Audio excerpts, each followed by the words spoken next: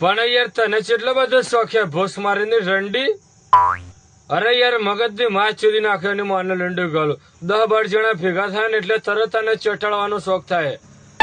આપણે ચાટવા વાળા છીએ પણ કમરામાં બેડ ઉપર હોય ઓફિસર ચોઈસ દારૂ લગાવ્યો હોય 78 વાળો મોંઘો દારૂ અને પછી લંડ ગાલવાનો હોય ને આવું બધું હોય તો યાર ચાલે. આ તો ભોસ મારીને ચારે તોનમાં આવે ખબર હે 8-10 જણા ભેગા થાય ને તારે. હવે મારે આમાં લંડી ટાઈટ નહીં થતો બોલો યાર. વધારે જો ને તો થોડું નર્વસનેસ ફીલ થઈ જાય એનું માને લંડી ગાલું નર્વસનેસ થાય ને તો મારો લંડી ટાઈટ નહીં થતો. 12-13 ઇંચનો લંડ અને પડતોય નહીં ફટાફટ મારે તો. પણ આ ભોસ મારીને કોણ સમજાવે યાર.